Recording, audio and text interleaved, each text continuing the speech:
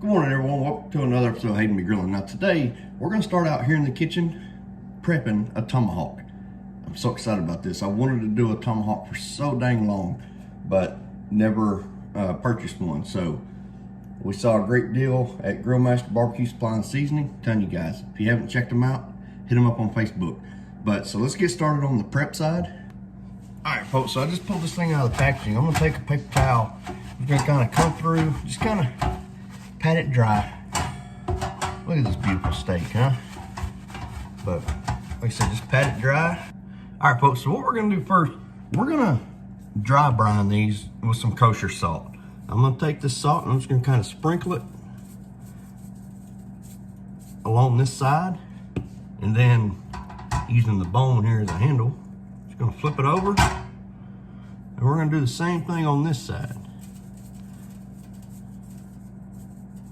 All right. Now, brining it in that salt, that's going to do a couple things here. That's going to allow that salt to kind of soak into the meat, creating the slurry, and then that salt's going to soak in there and kind of help tenderize it, make it more flavorful. But also with that salt on the top there, it will help crust it when we cook. So now that we got our salt on it, we're just going to set this in the fridge, and I'm going to let it go about 2 hours. And then I'll flip it over and let it sit for another 2 hours. All right, folks, so now it's time to start firing up the smoker. We've had our steak sitting in that salt in the fridge since about 8 o'clock this morning. After a couple hours, I flipped it over. So what we're gonna do is we're gonna go through the smoke cycle, and then we're gonna set our smoker to 225 degrees. While our smoker is coming up to temperature, we're gonna let the steak sit out at room temperature. Hopefully, it'll sit out for about 15-20 minutes. All right, so we got a little bit of time to kill. So I do wanna encourage you guys. This morning I went to the local farmer's market and picked up some ground beef and some other things. But I want to encourage you, if y'all have a local farmer's market, hit it up, give it a shot. The local farmers, whether it's meat, produce, they work hard, and a lot of times their meat looks so much better than what you're going to get at the grocery store. But also, like, there's other specialty booths there, like this knife I picked up earlier today. It's just a little small, like all around kitchen knife, but Finch Forge, make knives. Pollard Farms, they make their jams and jellies and sauces. So y'all hit them up, give them a shot, try them out, and you're helping your local community as well. So that's all I got on that part. Alrighty, folks, so we're gonna go ahead and get this steak, get it seasoned. So what we're gonna do is we're gonna take some olive oil. I'm gonna pour me just a little bit there on the steak. I'm gonna take a brush here. I just wanna brush the side of the steak all over. And we're just using that as a binder.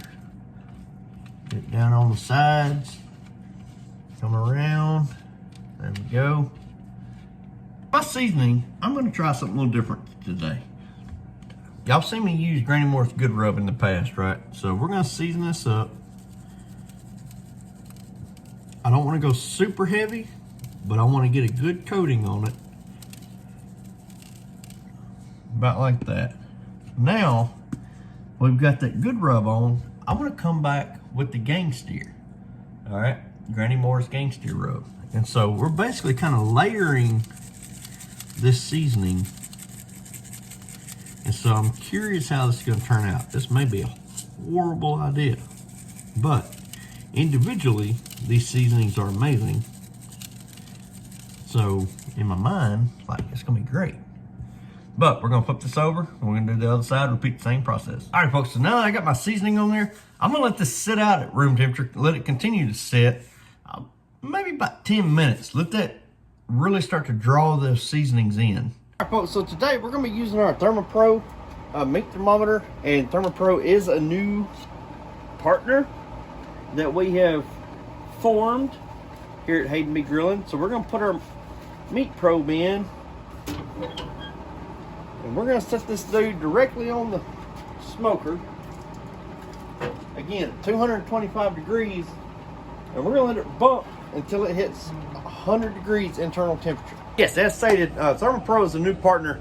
I say they're a new partner. We've been partnered up for about a month now, but that temperature probe that I'm using, I've had that for about 3 or 4 years, and I've had other companies, other meat thermometer companies send me a product, and I've never been comfortable with them. But the ThermoPro, I'm telling you, I feel really comfortable with ThermoPro. I use it 3 or 4 years now. When that temperature there tells me it's 135 degrees, that steak is perfect. All right, so I'm a big believer myself in ThermoPro. So as always, I will post a link in the video for ThermoPro for y'all to check them out. They've got a lot of good cheap thermometers as well. So like I said, I'll post a link, y'all can take a look at it and see what you think. All right, folks, so we're about 80 degrees internal temperature on our steak. So what we're gonna do, we're gonna go ahead and get us our charcoal going.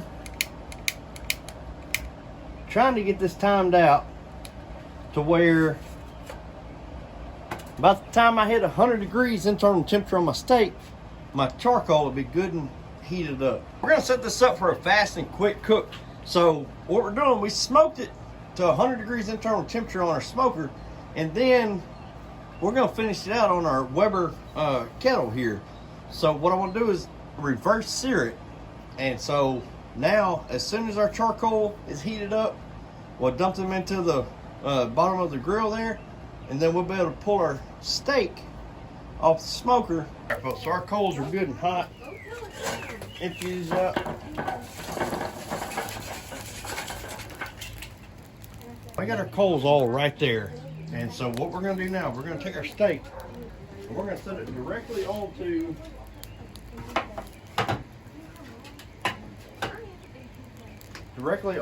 over the heat. And so we're at 98 degrees internal temperature. We cooled off a little bit because I didn't quite time this out the way I wanted to. But we're gonna, this at 98 degrees internal temperature, we're gonna take it to 130 degrees. If you notice here, we got our lures, our vents wide open. We want max heat because this is a short cook, so we want the maximum amount of heat we can get to these coals. All right, folks, we just hit that target temperature. Look at that beautiful sear. Now, I did flip it when it got about halfway there, so we're gonna remove this and we'll see y'all in the house. All right, folks, so we're gonna go ahead and cut into this thing. I'm using this knife I picked up today at the farmer's market from Finch Forge.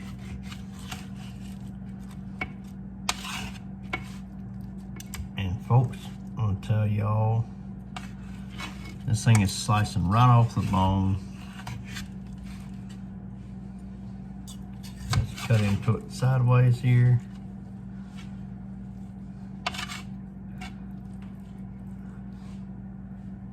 That's it, folks. Perfectly cooked for my liking. Now, for some, this may be too rare, but for me, my likings, and honestly for my wife, for her liking, this is perfectly cooked. So we're going to give that all important taste test. Oh. Folks, I've never layered up a steak, right? I've always went with one seasoning, but layering up the Gangsteer rub and the Granny Moore's Good rub, wow, that steak, that's a whole nother level. Very good steak, very tender, very juicy. The ThermoPro was spot on the money as far as internal temperature and doneness. So y'all please let me know what you think of the video. And when this video does upload, it will be Mother's Day. So I do want to say happy Mother's Day to all the mothers out there. Y'all really are the backbone of the family. So happy Mother's Day. Y'all please like, subscribe, and we'll see y'all later.